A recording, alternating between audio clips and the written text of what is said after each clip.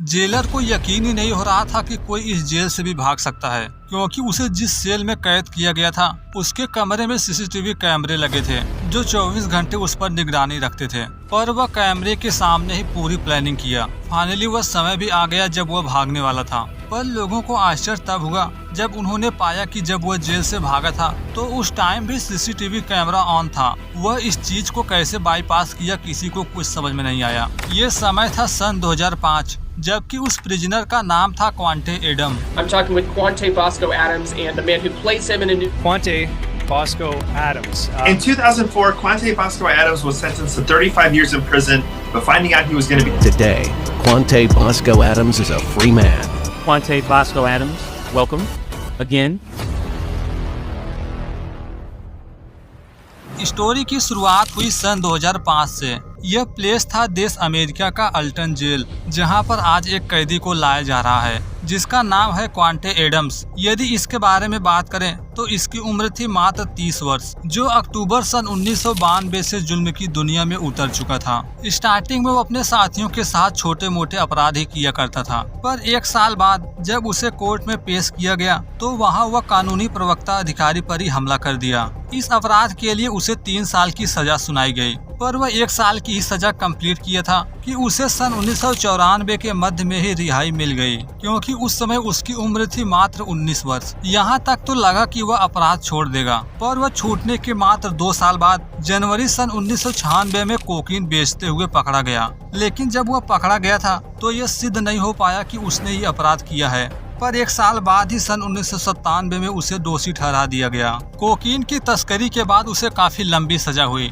सजा के तौर पर उसे वेलविल लॉकअप में कैद किया गया, पर वह इस जेल में भी ज्यादा समय तक रहना नहीं चाहता था। वहां पहुंचते ही भागने की प्लानिंग करने लगा। वह कई बार भागने की कोशिश किया था, पर हर बार नाकामयाब साबित हुआ। वह आगे भी कोशिश करना जारी रखा। 7 साल बाद अक्टूबर सन 2004 में वह एक बार फिर भागने की कोशिश किया, पर इस बार भागने के दौरान पकड़ा गया। ऐसा करने से उसकी प्रॉब्लम और बढ़ गई। इस बार उसे सबसे safe jail Alton city jail में भेजने का प्रस्ताव आया, जिसे 2 साल पहले सन 2002 में ही बनकर रेडी हुआ है। यानी ये वही समय है जब उसे अल्टन जेल में ले जाया जा रहा है। उसकी गाड़ी जैसे जैसे जेल की तरफ बढ़ रही है वो पूरे टाइम बाहर की तरफ नजर गड़ाए हुआ है, क्योंकि उसे जिस जेल में ले जाया जा रहा है वो वहाँ पर भी रुकना नहीं चाहता, भागने के बारे में ही सोच रहा है। इसीलिए बड़े गौर से रास्तों को देख रहा है। फाइनली प्रिजनर ट्रांसपोर्ट व्हीकल जब जेल के पास पहुंची तो उसे देखने को मिला इस जेल की बिल्डिंग की दीवारें काफी ऊंची हैं।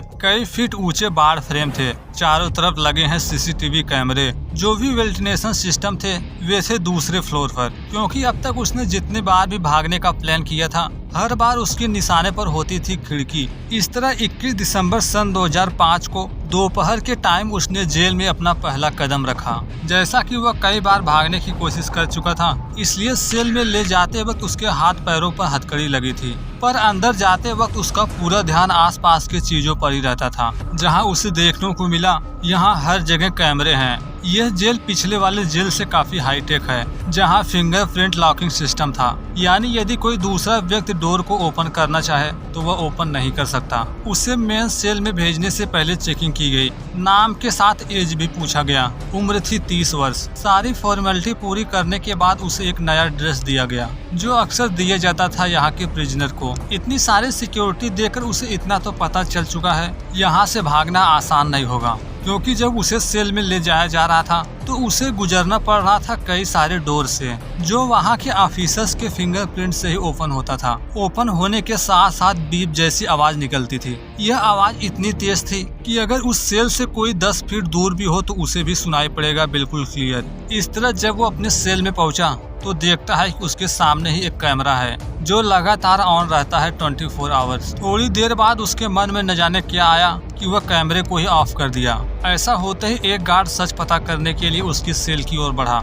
इसी टाइम हमें पता चला कि वह कैमरे को क्यों ऑफ किया। वह जानना चाहता था कि उस तक पहुंचने के लिए कितने डोर को ओपन किया जाएगा। जब गार्ड उसके सेल तक पहुंचा तो उसे पूरे 3 बार बीप की आवाज सुनाई पड़ी थी, यानी बाहर से अंदर आने में 3 दरवाजे को ओपन करना पड़ता है। ऑफिसर जब पूछा कि तुमने कैमरे के साथ छेड़छाड़ क्यों की, तो वह जवाब दिया कि मुझे नहीं मालूम, मैं तो बस ऐसे ही चेक कर रहा था। इस तरह कैमरे को ठीक कर दिया गया। आगे से पूरे टाइम उस पर नजर रखी जाती थी। जहां देखने को मिला वह हर समय कुछ न कुछ करता रहता है, जिसमें सबसे ज्यादा कॉमन था एक्सरसाइज। अब तक उसे इस जेल में रहते हुए पूरे 1 हफ्ते कंप्लीट हो चुके थे। उसके हरकतों से जेलर को जरा भी नहीं लगा कि वह भागने के बारे में सोच भी रहा है। वह 24 घंटे उनके कैमरे के सामने भले ही था, पर फिर भी एक हफ्ते में उसकी सेल की चेकिंग की जाती थी। पता किया जाता था कहीं उसके पास कोई जानलेवा चीज तो नहीं, जिससे वह खुद के साथ दूसरों को भी नुकसान पहुंचा सके। 1 हफ्ते बाद उसके कमरे में वेंटिलेशन के लिए लगाई गई खिड़की दिखाई पड़ी। यही एक ऐसी चीज थी जिसे देखकर उसे लगा अब वह यहाँ से भागने के लिए कुछ कर सकता है, पर उसे ये जरा भी पता नहीं है कि इस वेंटिलेटर के दूसरी तरफ क्या है। आगे से पूरा ध्यान उसका खिड़की की ओर ही रहता। वह पूरे टाइम ध्यान से सुनता रहता कि उस सुराख के दूसरी तरफ क्या है। ध्यान लगाने पर पता चला दूसरी ओर से पानी टपकने की आवाज सुनाई पड़ रही है। शुरुआती दिनों में उसे ज्यादा कुछ पता तो नहीं चल पाया, पर कुछ दिनों बाद जब बारिश हुई तो उसे आसपास के हवा में नमी मिली। साथ ही साथ बारिश की भी आवाज सुनाई पड़ रही थी। मतलब साफ है यह सुराख उसे बाहर ले जा सकता है। यहाँ उसकी किस्मत थोड़ी अच्छी थी। वेंटिलेशन वाला जो पार्ट है वह था कैमरे के बगल में, यानी वह जब भी उसके करीब जाता था तो वह कैमरे में दिखाई नहीं पड़ता था। पर ऐसे में वह जब भी कैमरे में नहीं दिखता तो सच पता करने के लिए गार्ड बार बार आते थे उसके सेल में। इतना सब कुछ होने के बाद उसे इस बात का एहसास तो हो चुका था उसे जो कुछ भी करना होगा सबकी नजरों से बचकर करना होगा। पर वह ऐसा करेगा कैसे, ये तो हमें बाद में पता चलेगा। पर उसकी प्लानिंग अभी से शुरू हो चुकी थी। सबसे पहले वह पढ़ने के लिए कुछ बुक मंगाया जो आसानी से उसे मिल गई। बुक मिलने के बाद वह उसके बाहरी कवर को ओपन किया। जैसा कि वह बुक काफी मोटी थी, इसलिए उसके फोल्डिंग पार्ट में एक छोटी सी मेटल की प्लेट है, क्योंकि उसका बुक लाने का यही मेन मकसद था। वह उस मेटल के पार्ट को हासिल करना चाहता है। दरअसल उसने रात के वक्त ऊपर की छत को चेक किया था, जहां उसे पता चला छत काफी थिन है। अगर कोई मेटल की प्लेट मिल जाए तो वह उसे आसानी से काट सकता है। इसी टाइम उसे ख्याल आया, आते वक्त उसने देखा था कि बाहर की ओर सिर्फ 3 खिड़कियां थी। हो न हो अगर यह फ्लोर के ऊपर पहुंचा तो जरूर किसी न किसी खिड़की के पास पहुंच जाएगा। पर जब छत का एक छोटा सा हिस्सा काटने की कोशिश किया तो उससे काफी आवाजें हो रही थी। अगर वह ऐसा जारी रखा तो आसानी से पकड़ा जाएगा। काफी सोचने के बाद उसने देखा कि कुछ कैदी आपस में बहस कर रहे हैं। यही उसके पास सबसे अच्छा मौका है कि जब भी वह आपस में झगड़े तो वह इसी शोरगुल के बीच अपने काम को अंजाम दे। वह एक दिन में कुछ ही सेंटीमीटर का हिस्सा काट पाता था। यह सब देखकर उसे इतना तो पता चल चुका है इस काम में समय लगेगा, जिसमें हफ्ते भी लगेंगे। पर प्रॉब्लम यह है कि 1 हफ्ते बाद इनकी सेल की चेकिंग होती है। ऐसे में यदि किसी गार्ड की नजर उस पर पड़ी तो सारा प्लान फेल हो सकता था। फाइनली एक दिन जब नहाने के लिए वॉशरूम में पहुंचा तो उसे व्हाइट कलर का एक पेस्ट मिला। प्लान ये है वह उसी पेस्ट का इस्तेमाल करके कटा हुआ हिस्सा बंद कर दिया करेगा ताकि किसी को दिखाई न पड़े। इसी तरह वह हर दिन काम पूरा करता गया। 1 हफ्ते की कड़ी मेहनत के बाद 90% काम कंप्लीट हो चुका था। पर वह जब भी छत को काटता था तो वह रहता था कैमरे के बगल में, जिससे वह मॉनिटर स्क्रीन पर दिखाई नहीं पड़ता। ऐसे ही एक दिन जिस दिन काम पूरा होने वाला था वह काफी समय तक कैमरे के सामने आया ही नहीं। सच पता करने के लिए जैसे गार्ड पहुंचने वाला था कि वह पूरे फ्लोर को काटने में कामयाब होगा। यहाँ तो उसे लगा कि अब वह पकड़ा जाएगा। जैसे तैसे कटे हुए हिस्से को वापस से बंद किया,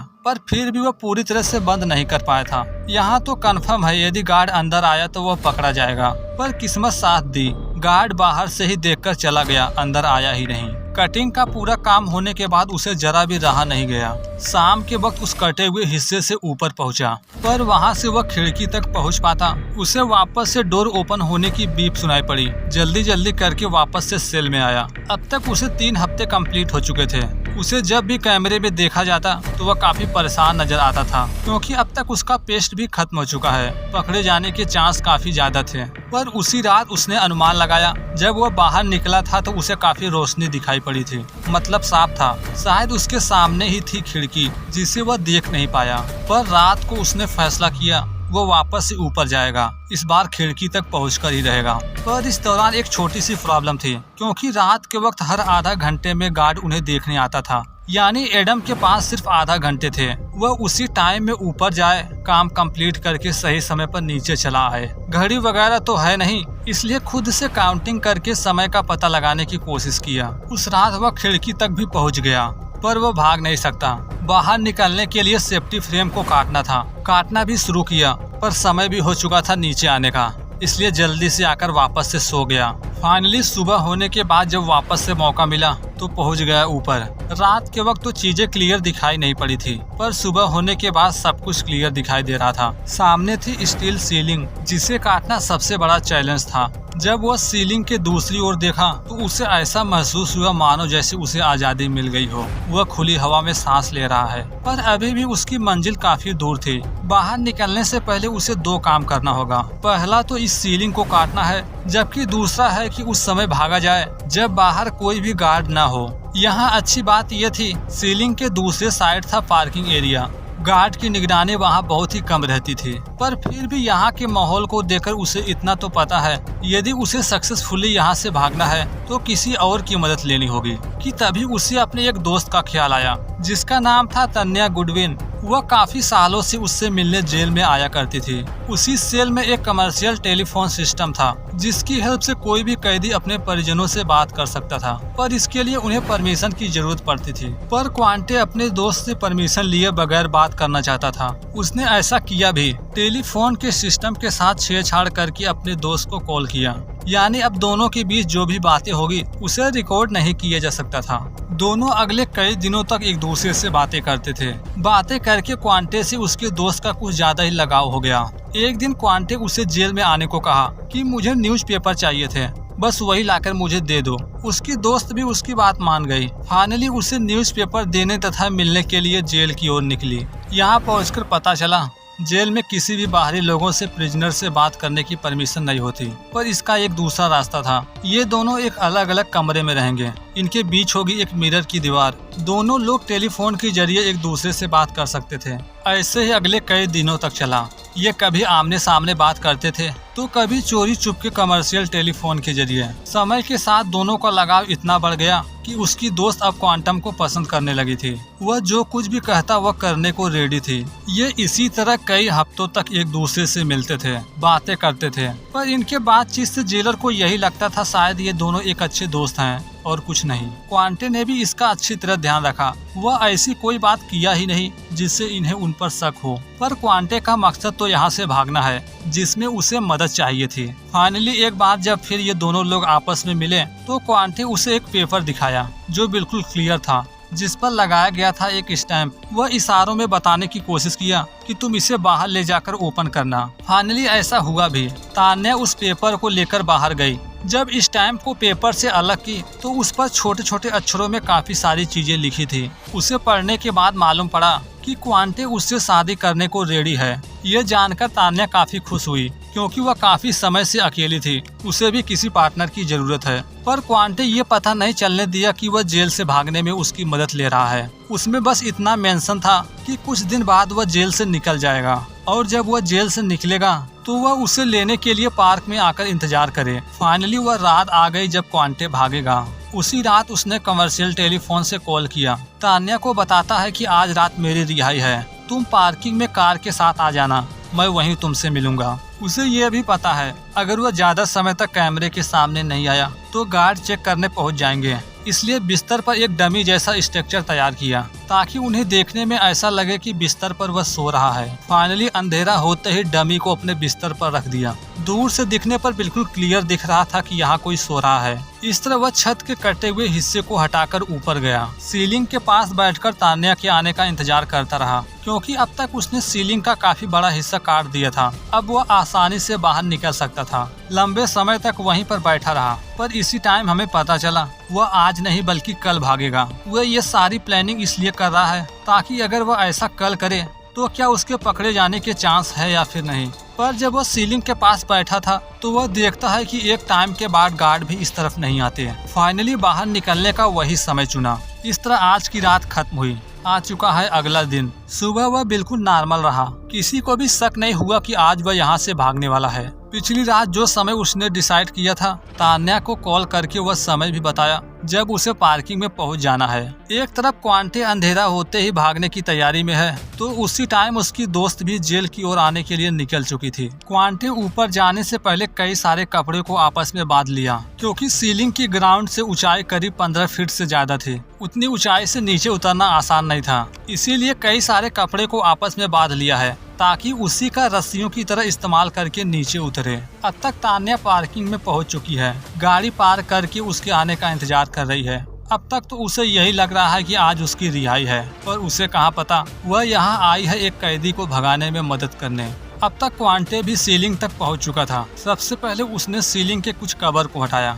जब बाहर निकलने का पर्याप्त जगह हो गया तो उसने अपना ड्रेस चेंज किया। फाइनली कपड़ों का रस्सियों की तरह इस्तेमाल करके नीचे उतरने लगा। जैसा कि इस टाइम तान्या उसी खिड़की के सामने है, वह बिल्कुल क्लियर देख पा रही है कि क्वांटे नीचे उतर रहा है। जब तक वह समझ पाते कि आखिर चल क्या रहा है, तब तक क्वांटे भागकर उस तक पहुंच गया।